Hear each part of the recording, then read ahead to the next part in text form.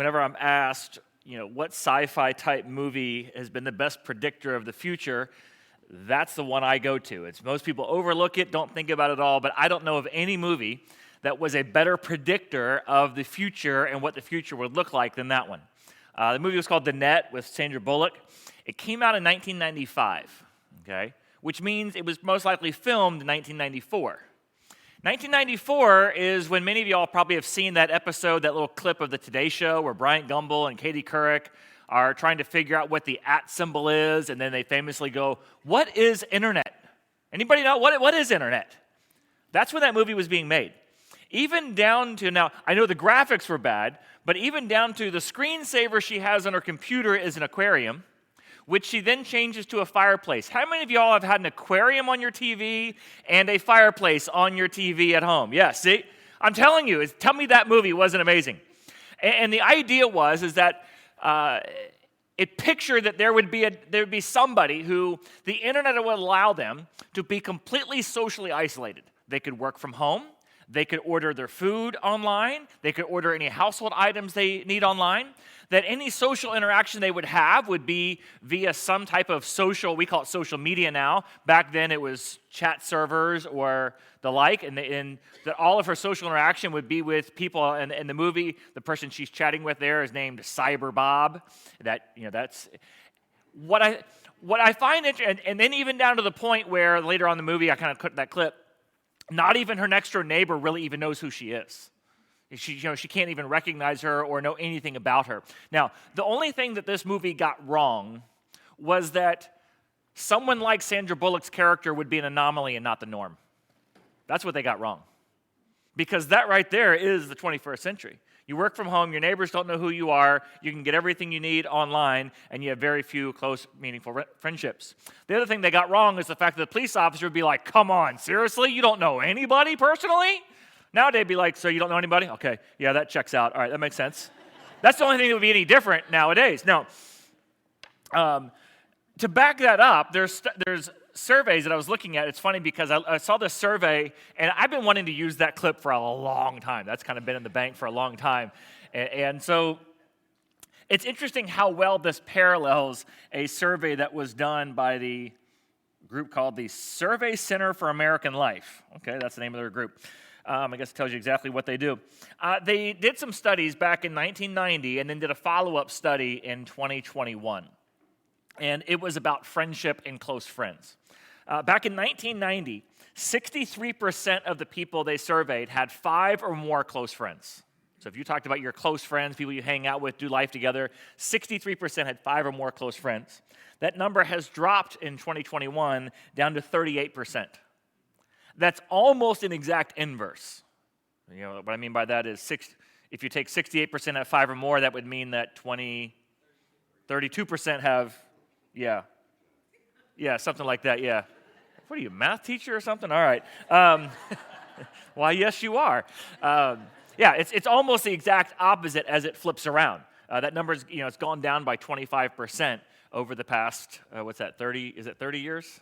Help me with math again, 31 years? Okay, yes, there we go, all right. I should write these calculations down for the next service.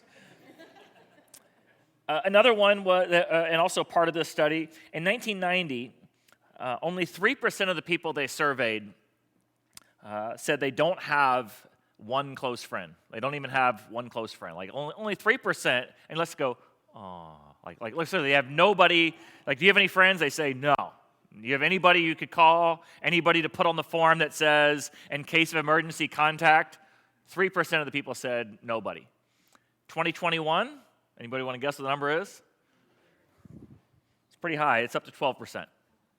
So it's not exorbitantly high, but that's still 4 times as many? All right, okay.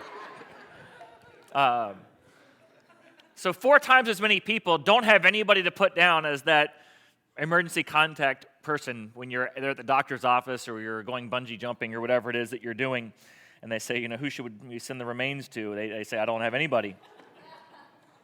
That went dark quick, and right, somebody's hacking this a la the net, because as soon as I said that, my iPad went just zapped out for a second. Cyber Bob, yes. In 1990, 75% of the people surveyed said among their close friends, they have somebody they would consider their best friend. So I've got several close friends. Of the people who said they have several close friends, 75% said, I've got somebody who's my best friend. And in 2021, that number has dropped down to 59%, who said, among my close friends, I got somebody I would consider be my best friend, like they're my BFF for life. Now, the interesting thing about that is that survey was done right before the internet came out and now. So pretty much that survey kind of parallels the internet age. The internet age, which we thought would lead to greater connection, right? I mean, that's what it was all sold on. I mean, think about how you could network and connect, and everybody can now be connected to this. Think about the boom that this would do for social interaction. And yet we've seen that as internet activity has gone up, the social interaction and the meaningful social interaction has gone down. Now, about this, this is nothing new. There were trends like this or situations like this that date back to 3,000 years ago, which fortunately for a pastor whose working material that I have to work with is somewhere between 3,000 to 2,000 years ago, nothing is new under the sun. And that was the theme and the model or the title, the subtitle, if you will, of a book of the Bible. Nothing new under the sun. You know it as Ecclesiastes. And in that book, you've got a guy named Solomon who, when he writes, and he says this in chapter 4, again, I saw something meaningless under the sun. There was a man all alone. He had neither son or brother. And there was no end to his hard work, yet his eyes were not content with his wealth. And he asked himself, what am I working so hard for? And why am I sacrificing doing something better with my time? This too is meaningless and depressing.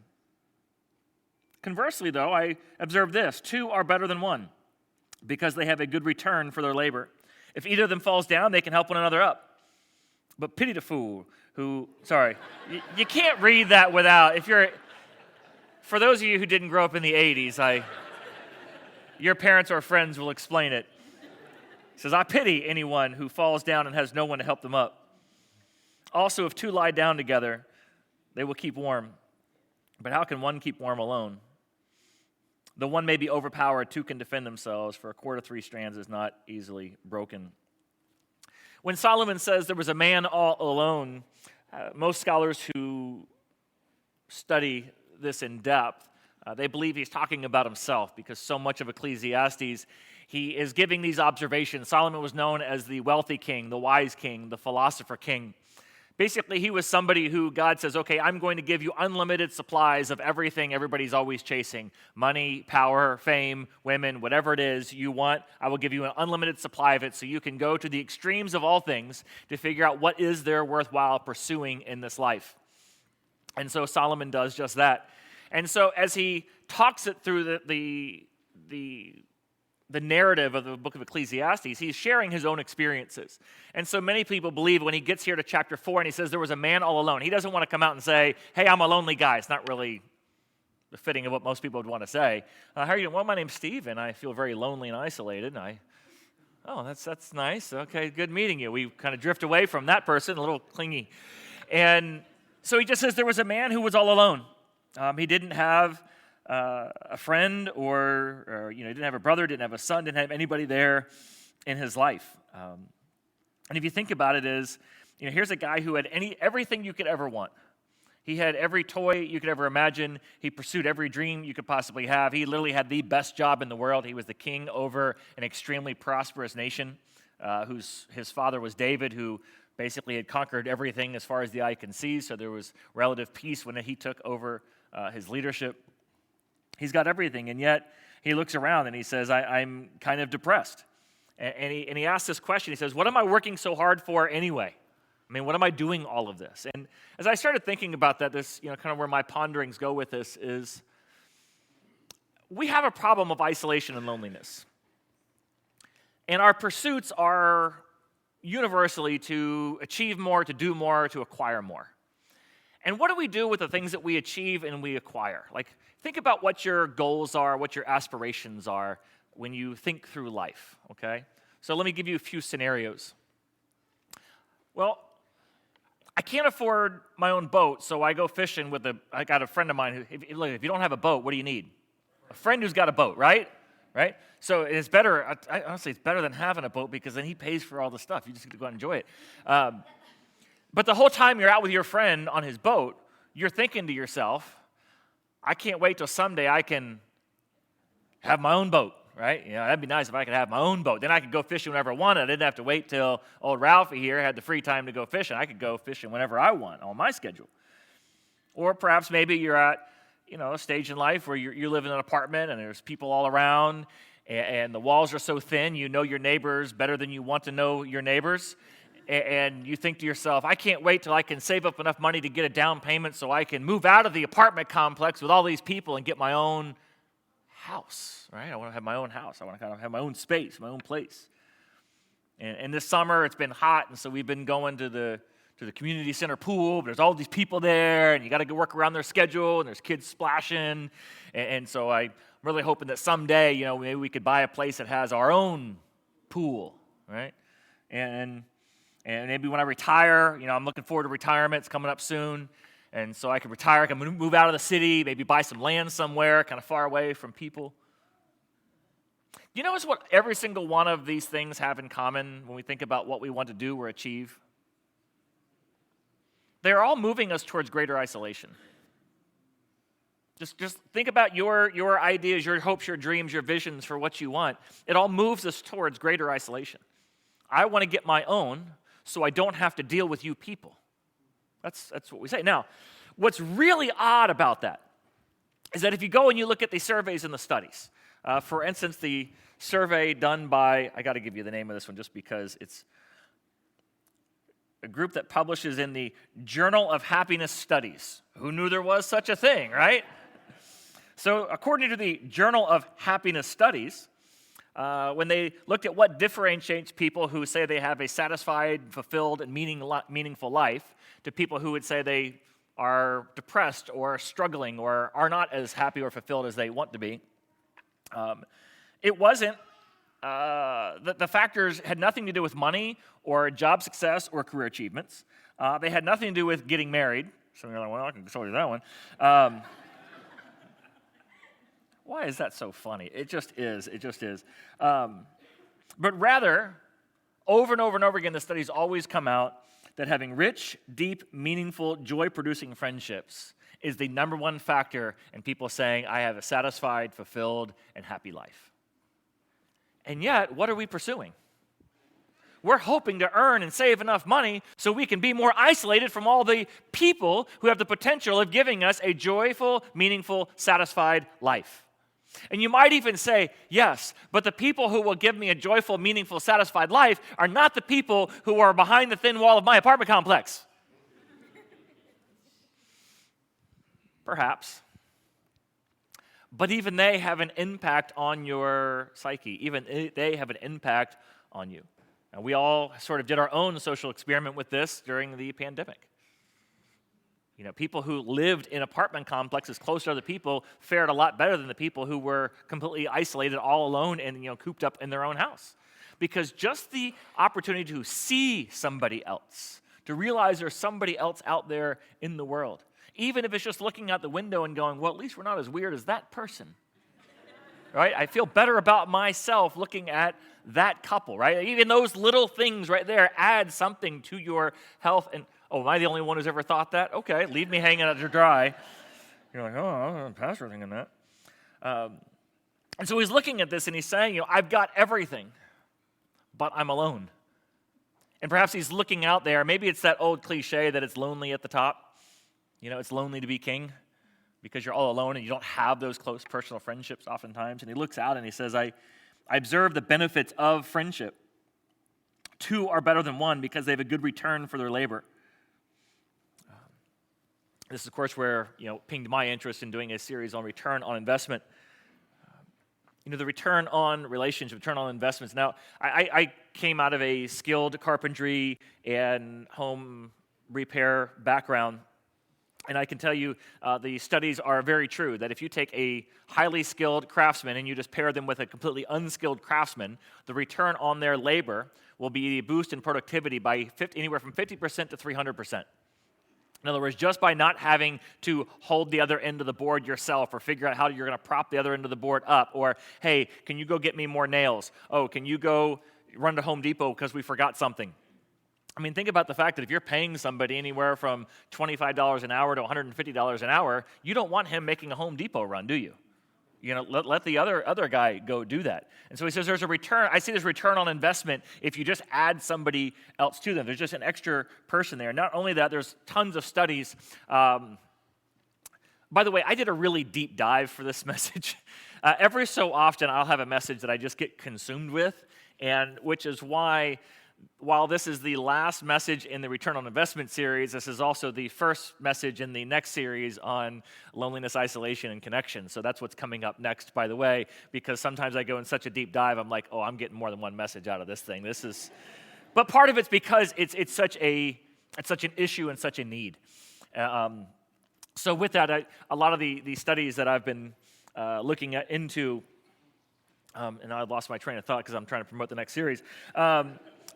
Were these psychological studies where they do these things? By the way, if anybody ever asks you to do a psychological study, say no. I mean, that's one observation from all the psychological studies I've observed is just say no, because they're going to lie to you and they're going to make you think things that aren't really true so they can figure out what you're really thinking. I just don't like it. So they did these different studies where they pulled people in a room. They said, we're going to put you up in teams, and what you need to do is you need to write down, as you look around the room, write down 5 people that you would want to partner up with, and we'll pair you up with them.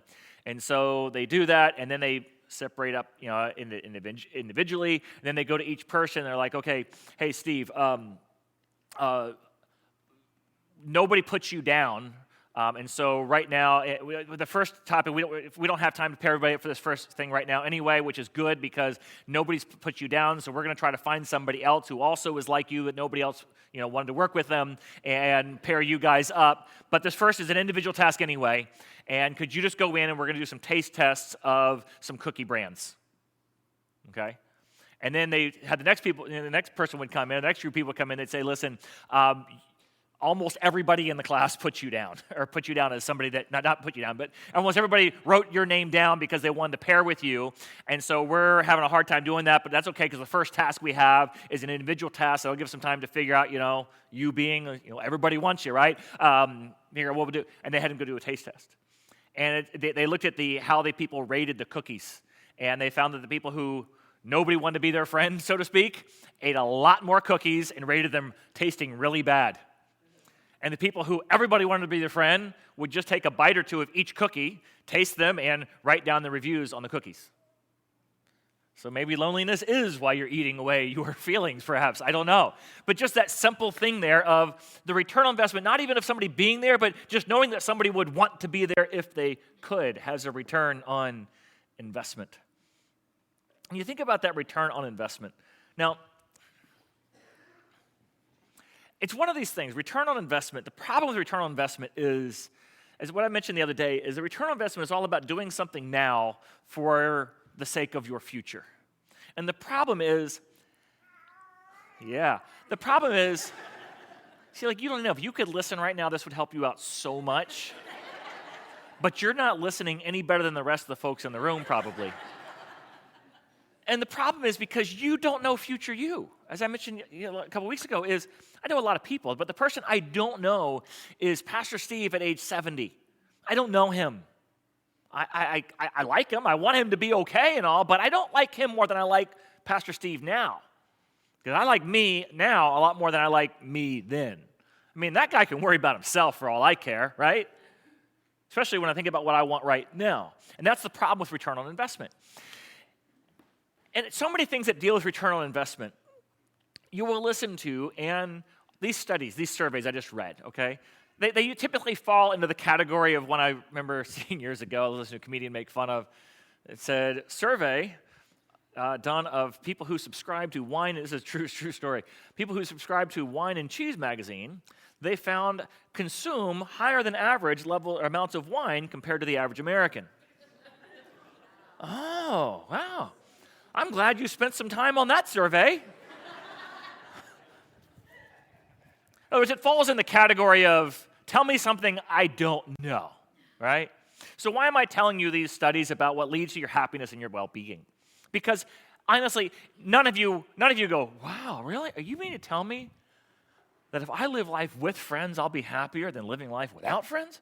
Wow, Steve, That's why I come to church, not only for the biblical insights, but the insights into humanity and sociology.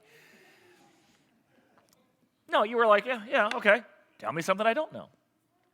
But everything in the category of return on investment falls in this category like, my mom used to say, you need to sit with good posture, because if you sit in good posture, you'll have better back health when you get older. Okay. Like I listened to that one, right? Diet and exercise will make your body a whole lot easier to move around and get out of bed when you get older. Yeah, okay, all right, yeah, sure, I'll do that. If you can leverage, Dave Ramsey would say, the power of compound interest over time to work in your advantage and not work against you, it'll work out to your benefit in ways that will blow your mind. Oh, okay, yeah, sure, I'll save. Oh, wait, what's that? Oh, well, I can buy that now on credit. Okay, these things are in the category not of the knowledge is so insightful, I'm going to do that right now. They fall in the category of if you only apply it. And this issue with friendship and why it continues to be an issue is you know it, but you're not doing anything about it, okay? Because if you could just go out and, I need a friend? Okay, how do I do that? Get me one of those, right? I mean, who wouldn't want a best friend for life? Do you want a best friend, right? One you can do everything with, and somebody who you can call on your worst day, somebody who's a piano friend. You know what a piano friend is, right? Somebody will help you carry the piano out of your condo, down one flight of stairs to your new apartment, which is up 3 flights of stairs. Anybody ever moved a piano? I have on more than one occasion. It's freaking heavy. I want a piano friend. I want somebody I could call up in the middle of the night. I want somebody who will be there on my worst day. I want somebody who I can go out and share and enjoy experiences with. I want somebody I can play board games with and have fun with. I want somebody I can, do life with, besides my spouse, right? Well, if we knew where that was, we'd run out and get it tomorrow. The problem is, friendship is about a return on investment, isn't it? And with investments, you don't always know which one's going to pay off. Right? Like if you invest money, the reason why you diversify is because you don't know which one's going to pay off. Like if you think about right now, for those of you who are in the category that says, I have a best friend, how many of you knew the day that you met that person, they become your best friend? Handful of you. Most of us like, well, I don't know, we were kind of in shop class together, and both of us didn't know what we were doing, and we just kind of hung out and goofed off in the back of the classroom, and we've kind of kept in touch over the years, and now they're my best friend. That's just kind of how often it happens. It's just somebody that you end up over time becoming close friends with. You don't even know how it's going to happen. And so, with everything else in this category, you don't know what is going to sort of pay off. And then the other thing with it is, even though you know it, you're not changing anything about your lifestyle to fall in line with it, any more than you're eating better, saving more money, or sitting up straighter. Right? Like you know all those things, you're just not going to do anything about them. Because even though I talked about how number one factor in your happiness is close friends. What are your career goals? What are your aspirations in life? It's to earn enough money to be more isolated. Yep. And your point is? My point is, you're not changing your goals and your aspirations to match up with what you know to be the very thing that's going to be in your best interest. You're not. You're not changing your daily schedule. You are willing to take a job for more money, even though you have no idea who works there. Even though it means that you'll have to pack up everything you own, move to a new city, find a new church, a new group of friends, a new everything. Why? Because they're going to pay you $10,000 more a year with a chance for advancement. Because if I had that money, I wouldn't have to go to the community pool and live in the apartment. We don't think in terms of how will this impact our social network. When we were asked about working from home, sign me up. You mean tell me I don't have to spend an hour getting ready, an hour in commute, and getting there and being around a bunch of people at the office I don't really want to be around and people distract me all day? Sign me up for that. We don't think about the impact that it has on our personhood or the possibility that it would lead to a lack of close friendships at work and what that can do to your work environment over time. What I'm getting at is that Solomon looks around and he says, wow, look at all these people. I notice the benefit of it. And I'm asking myself this question, why am I doing what I'm doing? Why am I working so hard to make more money just to be all alone? When in the reality is I look out there and I see people who have close friendships. Now, one of the things I don't have time because the sound booths tell me I got to quit.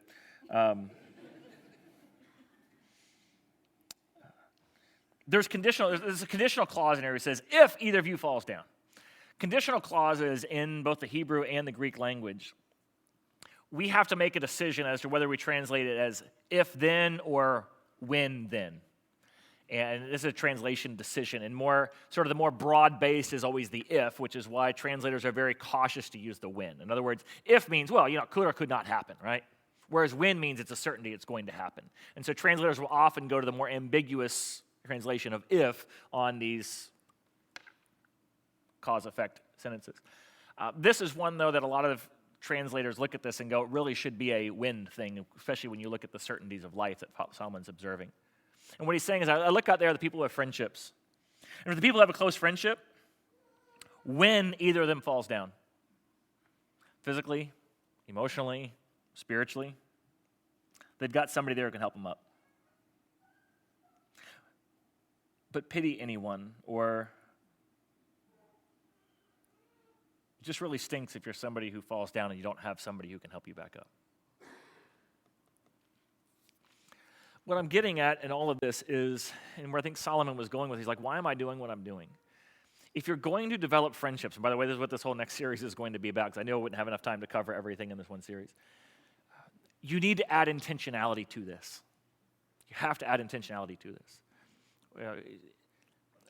I know we've got small groups coming up, and it's not really why I'm giving this message. It was just kind of the last of this message, and this whole next series is not going to be a 6 weeks advertisement for small groups. It's going to be about the need for connection and connectivity. But something that Pastor Chris always says is, when he talks about table groups, it's taking the relationships you have and adding intentionality to them. Like, how do you convert a social, mild connection into a lifelong friendship? You have to be intentional about it. So what if you were just to get together with one or two people that you know or have a relationship with or are somewhat friendly with and simply ask each other this, 3 questions on a regular basis? Where are you at? Where do you want to go? How can I help you get there? Where are you at? Where do you want to go? How can I help you get there? We call those table groups. It's nothing deeper than that. It's just asking those questions or even being trained to get to that place. So I've got it in there for the sake of time and for the kids who are in the nursery and for the one that's in here that also, it's kind of time to, well, if that's what this one's doing in here, imagine what they're doing back in the nursery where they're all playing with them. That's where the nursery workers like, could you please end on time? I will. She's probably like, my friends are needing help. And mom was like, sorry, we ain't going to tell the pastor that, and gets him, walks out. These are the things that go through my mind as I'm up here. And it's like, do you ever get distracted? Yes. It's just if you only knew the stuff that was on my mind.